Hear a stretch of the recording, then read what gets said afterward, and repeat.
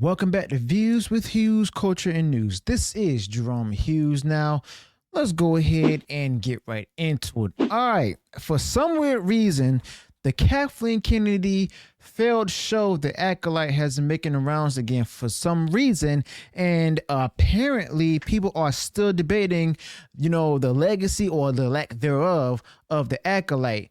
And there's some numbers to look at, and honestly, not at all impressive, despite what some people were telling us to believe. So there's more to what went wrong, as well as why some media outlets just can't seem to let it go. It seems like they're still fighting to defend the failed show under Kathleen Kennedy, and basically somehow perhaps looking to get more eyes on the website when they talk about this failed Kathleen Kennedy project. Okay, now, The Acolyte was officially listed as the number 2 show on Disney Plus in November 2024.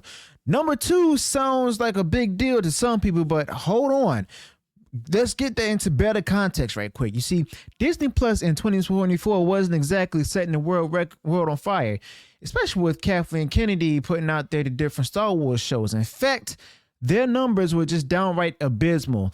Their top performing show was still doing worse than Netflix's 10th place offering. So bragging about being number 2 in a year where the whole platform was struggling, let's be honest here, that's not the win anyone should be thinking it is, okay? Now, this whole thing even gets funnier when you look at the spin from some places like the Mary Sue. They're out there defending The Acolyte like it's some kind of masterpiece that got unfairly cut or canceled. Now, Rachel Leishman, one of the writers, has been particularly vocal about this, trying to go ahead and turn it into a big cultural war talking point. And she's out there blaming so-called toxic Star Wars fans and right-wing YouTubers for the failed shows under Kathleen Kennedy, its demise, saying things like they aren't real fans. Well, neither is she. I mean, let's be honest here. Blaming the audience, especially for a failed project that was put out there by Kathleen Kennedy under the fake Disney Star Wars brand, isn't going to change the numbers at all. You see, here's the reality that they're going to have to accept. You see, according to the data, The Acolyte racked up about 2.67 billion minutes watched from June to December 2024. Sounds impressive to some people at first, but that's just over 7 months. Compare that to other Star Wars shows that hit higher numbers in less time, and you'll see the problem. It's like that curve in school where everyone fails the test except the one kid who barely scrapes by with a D, and suddenly the D looks like an A. But guess what? It's still a D. Okay, and then there's also the issue with Disney Plus as a whole in 2024. Not just with Kathleen Kennedy, but their most watched show was Percy Jackson and the Olympians, which hit about 3.07 billion minutes watched. Doesn't sound bad, but then again, that's nothing compared to what Netflix or Amazon Prime are pulling in. You see, Disney Plus just wasn't competitive last year, so being number 2 on a sinking ship, I mean, that's not exactly a badge of honor if you ask anyone. And then here's also another thing. The Acolyte, which was approved by Kathleen Kennedy, wasn't cheap. You see, reports put its budget somewhere between $180 million and $230 million.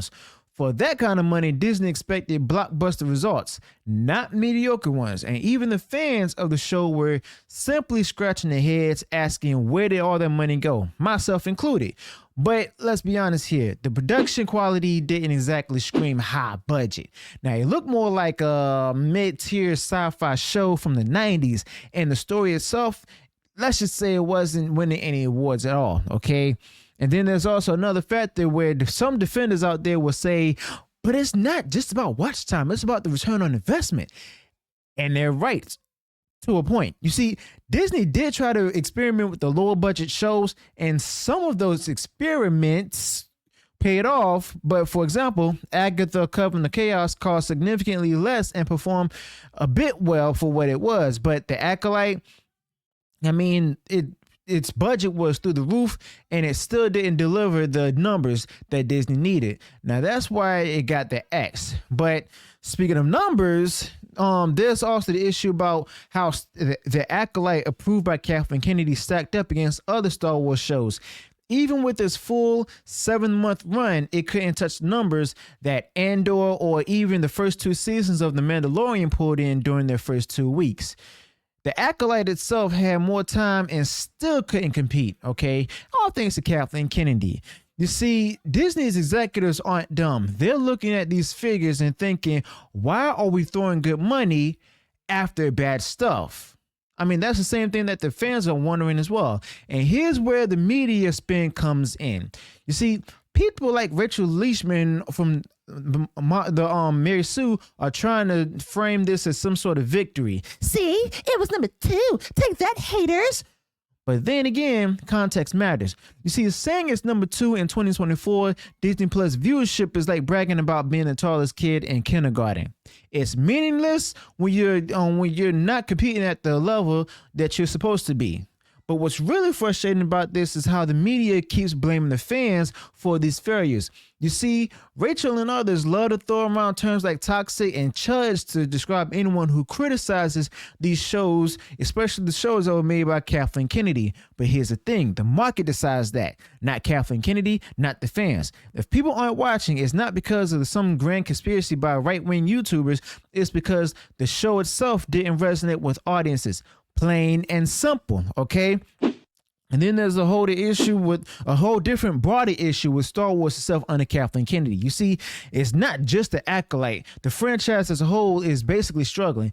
Every new series sees diminishing returns. Remember when, we all remember that when Star Wars was the cultural phenomenon, it was the thing for an entire generation. But now, I mean, kids don't even care about it. It seems to me that Star Wars is now for only the Generation X as well as some older millennials like myself. And it's not the event that it used to be at all, especially under Kathleen Kennedy. You see, Disney attempts to reinvent Star Wars for a new audience have alienated the old fans while failing to capture the interest of the new fans. That right there is simply the recipe for disaster. And this brings me to a key point. Disney not just looking at streaming numbers, they're also looking at things like the merchandising sales, as I've talked about before, and Star Wars hasn't even been moving towards the way it used to. I mean, yeah, you had Grogu, aka Baby Yoda, carry the franchise of Mandalorian for a while, but that's not enough to sustain an entire brand.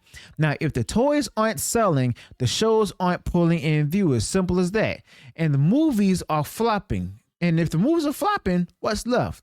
And let's not also ignore the role of the cast and the creators in all of this. When you have your lead actors and writers out there antagonizing fans on social media, it's not a good look. We've seen that from Indiana Jones. And people see that and think, why should I support this when they clearly don't even care about me as a fan? It's not rocket science. Respect your audience and they'll show up. Treat them like garbage and they'll simply walk away. That explains how the ratings were so bad with Skeleton Crew. But at the end of the day, Disney made a business decision, okay? They looked at the numbers, the backlash, and the cost, and they decided that it wasn't worth it. And that's how it should be. It's not personal, it's just business. But instead of accepting that some people in the media want to turn this into a culture war, blaming so-called toxic fans for everything instead of the writers and creators and producers like Kathleen Kennedy. It's not going to fix anything at all. And if anything, it's only going to drive more people away, okay? So basically the big takeaway here is simple. Quality matters. People like Kathleen Kennedy should also have respect for the audience, and that matters. And context matters too. Bragging about being number 2 on a struggling platform in a terrible year is not a kind of flex that some people think it is. But until Disney, Lucasfilm, and Kathleen Kennedy and the media understand that, we're going to keep seeing the same mistakes happening over and over again. But I mean, yeah, anyway, that's all I've got for today on this particular topic. If you enjoyed this breakdown, please go ahead and let me know your thoughts about this in the comments below. And please share this video out there far wide across social media.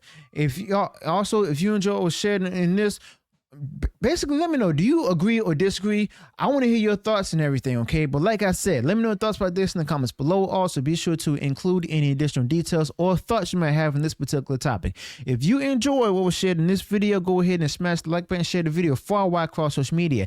And if you haven't done so already, you enjoyed all the content that I put out there, go ahead, subscribe to the channel, click the bell notification, so that way You'll be notified future uploads and updates. Till then, peace.